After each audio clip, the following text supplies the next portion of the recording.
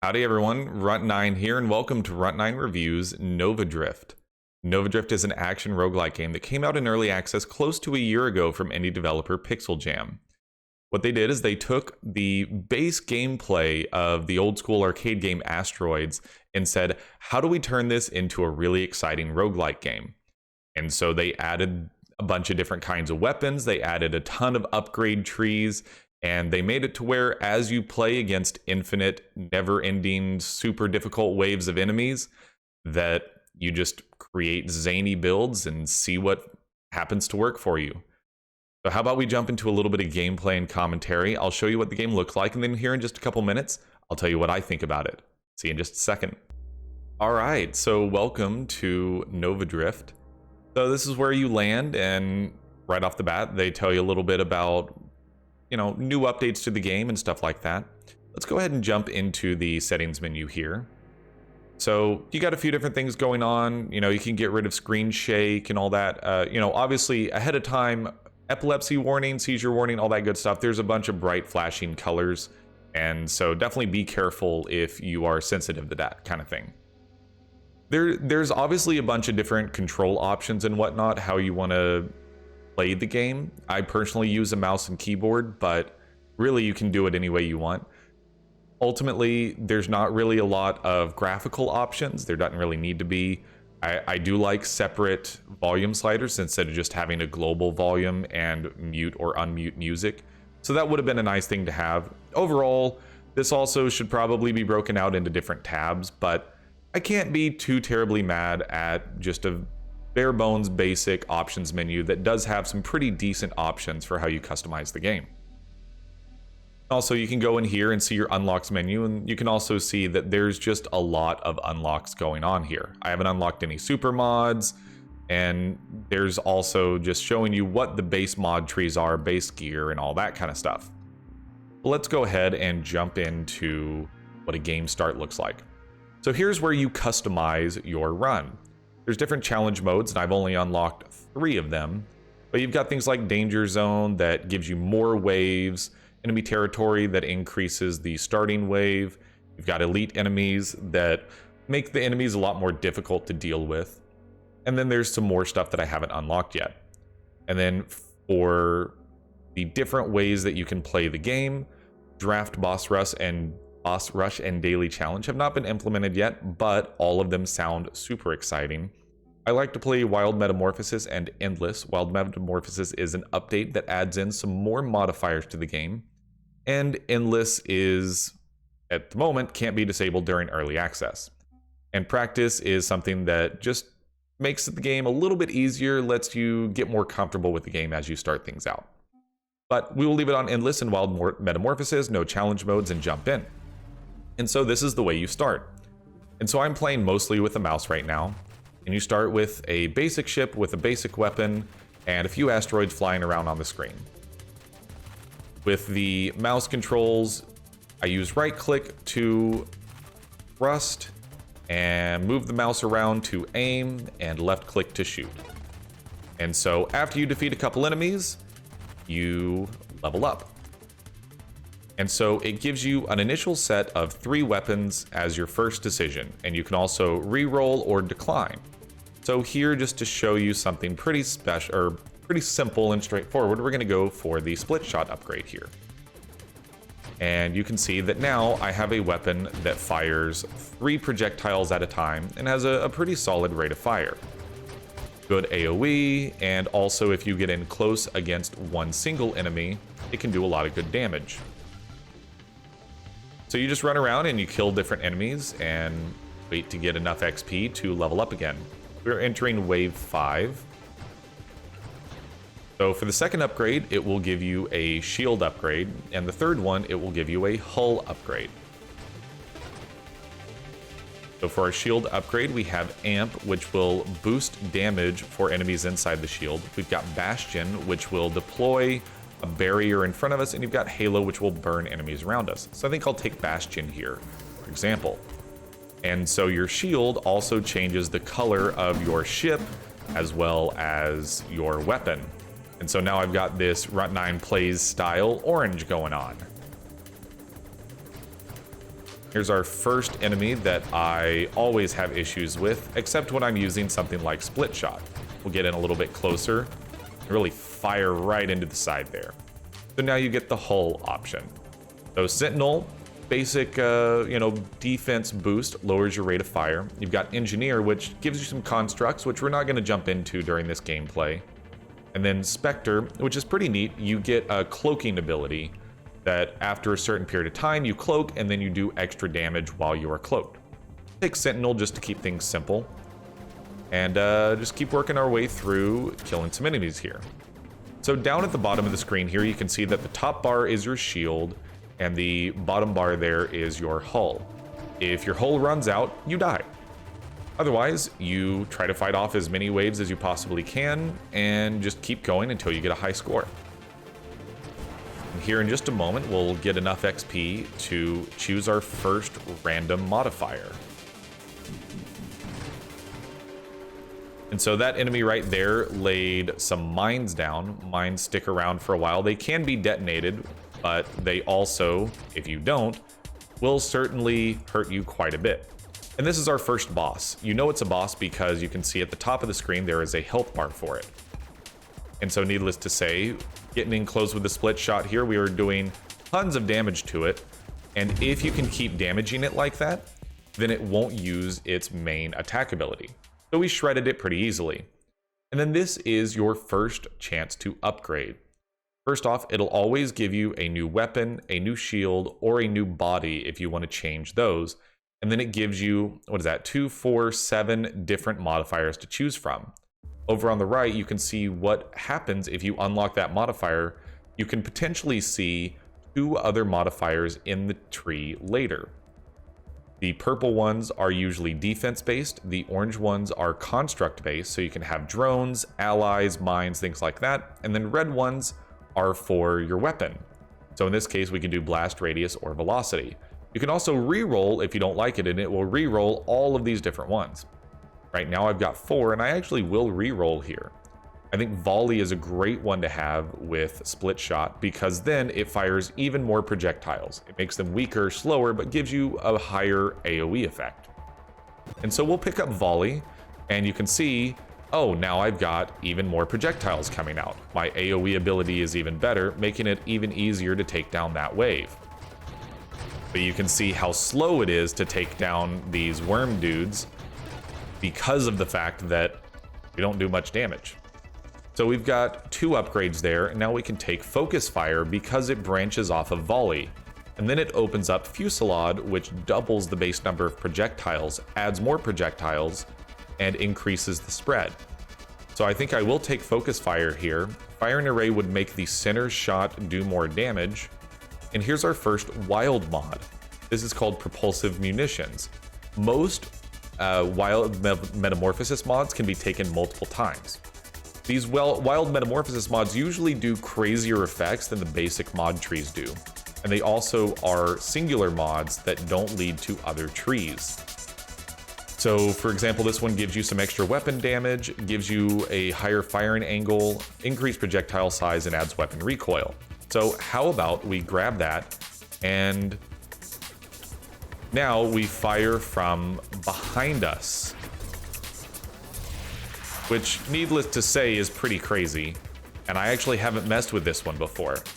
So this is a lot harder to deal with and actually is really messing me up here. So we're probably going to die because I really don't know what I'm doing here.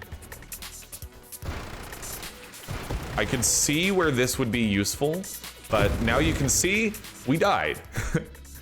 And so that's basically the way that Nova Drift works, is you try new things, you upgrade your build, and you try to get a much higher score than I just did there. Afterwards, you get some XP that unlocks some stuff. I've got 37 unlocks remaining, and then you've got your high score list. You try to get into your high score tier and keep going. You can see this one up here. I had a lot of modifiers going on. And so you basically just keep things going. It'll give you some stats. You blow up some enemies, make a cool build. That's basically all there is to it. So for now, let's talk about what I think about Nova Drift. Alrighty, welcome back. Hopefully you enjoyed that quick look at the gameplay, and now we're going to turn around and I'm going to tell you in an in-depth analysis what I think about Nova Drift. And so we're going to jump into my cards review system. And if you don't know what that is, go ahead and check out the video link in the description below, where I link to the introduction and format video that I did a little while back on how the reviews on this channel are going to work. But first, we're going to jump into the core gameplay loop. And ultimately, I think the core gameplay loop of Nova Drift is tight, concise, really well done, and a ton of fun. And that's why I'm giving it an A. I don't think there's a lot of things that they could do better to make this game captivating and fun and engaging and honestly pretty addicting. The upgrade trees, the different weapons, the way that it feels when you just make this really neat build that just crushes enemies. The build diversity, the tightness of each run. I mean, at least at the moment, with my low level of skill, granted, runs take at most about 30 minutes. And that's for a high score run for me at this point. And in those 30 minutes, from start to finish, I am engaged, I am captivated, I am excited, the adrenaline is pumping. I honestly don't think there's a lot of things they could do better. I realize that by saying that, I should probably give it an A+. The reason why I didn't is because I do think there could be more going on.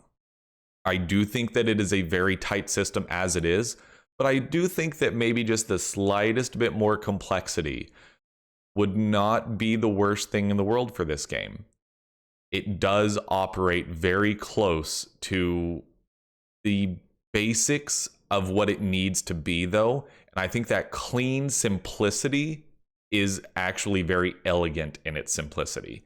And that's why like I said, even just the tiniest bit more complexity would maybe bump it up to that A+ for me. But honestly, I think as it sits, it is a super tight core gameplay loop, and it's just an absolute blast to play, pun intended. And now we're going to jump into the atmosphere of this game. I think after watching it, you can probably already tell that I think the game is beautiful. There's just a ton of different colors always going on at one time. The sound design of the weapons is super impactful, super different. Each weapon feels unique. I think the music is decent, but not amazing. And obviously there's no story or lore, but in this game there shouldn't be story or lore. There's no need for there to be story or lore in something that's basically just asteroids brought into the 21st century. So I'm going to give atmosphere an A-. And I do think that there are areas that they could improve, but honestly, I think the graphic design is about as on point as it could possibly be. I wouldn't want them to change the graphic design much at all. I think there's some UI quirks here and there that could probably be cleaned up. I think there's some things that could be made a little bit more obvious, like losing track of your ship on the screen. I would like a little bit of an easier way to identify your ship sometimes.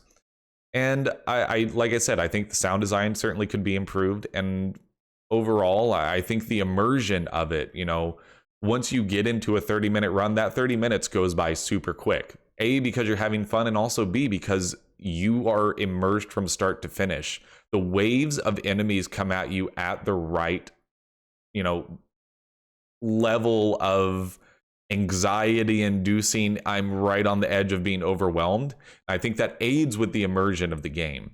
It keeps you drawn in. The graphics are great. The controls are tight. And so all of that, I think, benefits the atmosphere greatly. I do think it could be better, but not by a whole heck of a lot. And moving on to replayability, needless to say, with as many unlocks as there are in the game, as much build diversity as there is in the game, the fact that it's a high score game that actually makes me want to chase high scores, which is something you're almost never going to hear me say positive things about, I'm giving the replayability an A. There's so much that I want to try out in this game that anytime I play it for just an hour on stream, that hour limit hits and I'm like, more. I want to try out new builds. I want to, you know, play around more with the constructs. You know, I haven't even done a mine run yet. You know, how good are mines? You know, there's even more to unlock that I want to try out. I think the wild metamorphosis stuff is fantastic. And it's a high score game that actually makes me want a high score chase. I don't like high score chasing usually.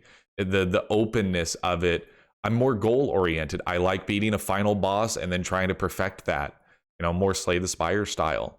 But I think that I see so much replayability in this because of the high score chasing, because it's, oh, I bet I can come up with a build that'll get me one wave further. That's fun. And it keeps me coming back for more. And I don't think there's a lot they could do other than just throw more at the fire. Like, give me more mod trees, give me more different build customizations, give me more weapons, all that kind of stuff. But honestly, the game's in early access, and I'm sure more and more of that stuff is going to come by the time it's officially released. So yeah, replayability gets an A, and I don't think there's a lot they could do better to push it into that A+, other than just throw more at it. And looking at the difficulty, I mean, ultimately, when you're talking about the difficulty of a roguelike, it's how low is the skill floor coming into it? How high is the skill ceiling? And how's the enemy balancing from wave to wave? How does the difficulty scale? What's the curve look like? And I think I'm going to give that difficulty curve an A- here. I think the skill floor is pretty low, but has a really, really high skill ceiling, all things considered. The precision that's required, the thought and analysis that goes into how you do each build, the knowledge that it takes from run to run of each boss and learning what each boss's strengths and weaknesses are, how to dodge their individual patterns. There's a lot of skill ceiling there. And I do think that the difficulty curve is really, really well done, but could be a little bit more difficult in the first few waves and maybe not throw so many enemies at you at one given time. I definitely think that contributes to a little bit of the feeling of being overwhelmed. And while I like being on that razor's edge of feeling a little bit of anxiety induced of, man, I feel like there's just a little bit too much going on, but I'm going to dig my way out of it, go radio silence and just go. It is really, really well balanced, and that is one of the things the developer does seem to be focusing on, is continuing to balance what is ultimately a really zany game. And it's hard to balance zany games, because if you try to balance that zane too much, then you take some of the luster off of it. But at the same time, you also have to make it very obvious that there's not just one overpowered weapon or one overpowered build. And I'm sure there is, and I just haven't found it yet. And that's good, because if I've played a game, a roguelike game for more than 10 runs, and I haven't found something that I'm like, this is overpowered and I want to do it every time, that's a good thing to me. That means you've done a good job balancing the game. So ultimately, difficulty A-. I think there's some more balancing they could do. I think that you could probably, raise the skill floor just a little bit and still be okay. And I think that skill ceiling, the knowledge of it, there's not much that I would want to tune there other than it's just this type of game. Ultimately, I don't think I could ever give this type of game an A+, purely because, to me personally, the skill ceiling is always going to be a little bit rough for me. But I think the difficulty is incredibly well balanced, especially by an indie team. And lastly, moving on to the support for the game. So far, I'd say pretty good. The developer is putting out some major updates. They are working on constant balance changes and bug fixes and things like that. I do think that they could probably put things out on a little bit more common of a schedule. I think a little bit more of ongoing announcements of what they're working on and whatnot. But I'm going to give their support a B+. This is also a game that I think could benefit quite a bit from community engagement in the form of Steam Workshop, where the community can come in and make their own weapons and mods and things like that. I think that would be very beneficial for the game. And so I think that does hold it back a little bit, that, there's more potential here that I don't think the developer is fully on board with capturing. But at the same time, what they are working on is impactful. It does feel good when these new updates come out. Like the Wild Metamorphosis update that added a whole new dimension on how you can play the game. And so you've got to feel good about that. But I do think that there is room for improvement, and that's just something that I think is going to come with time. And I certainly could see the support, for me personally, raising as time goes by, as the developer gets more comfortable and gets more knowledge of the community feedback and the ways to integrate things. So moving on to my final tier ranking, and I think you can probably guess that it's going to be pretty high up in my tier ranking because of the fact that the lowest score I gave any individual category was a B+. And so let's not beat around the bush here. I'm putting this in my Transcendent tier. It really is that good of a game. It distills so much complexity into such a simple and clean and elegant package that it doesn't take much to understand. Yeah, some of the modifiers, it takes a little bit of reading, and there's a lot of I've got to try this to see what works. But honestly, that part of it is fun to me. There's very, very, very few flaws in this game, and I think most of them are common flaws with indie games. Things like UI bugs, a little bit more tutorialization or tool tips, making it more obvious, when I get an upgrade, what button do I need to press to use it? I've run into some situations where I want to go into the settings menu from the pause screen and I can't figure out how to get there. Stuff like that. But if that's all I'm complaining about on a game, and I'm not complaining about I didn't have fun because of this or that, there has not been a single run I've done out of probably the 25 or 30 runs that I've done that I wasn't having fun. Every weapon, every modifier, it feels impactful, it feels exciting to use. It's simple, it's elegant, but it's also complex in how much build diversity there is. There's so many unlocks that I haven't even gotten to yet, and there's so much more to the game that I'm excited to explore. This is a game that I could see myself 10 years from now still streaming and saying, you know what, we haven't played Nova Drift in a while. Let's pick up Nova Drift for an hour here, and still be perfectly excited to do that. It falls in that same category as Rocket League for me, that I think it's going to be an evergreen, that I'm going to want to pick it up, play a few runs, get that adrenaline pumping. It has some of those same exciting, amazing, cool moments that Rocket League does. And if I have that same kind of feeling when I'm playing it, it deserves to go in that same upper echelon of one of the best games that I've ever played.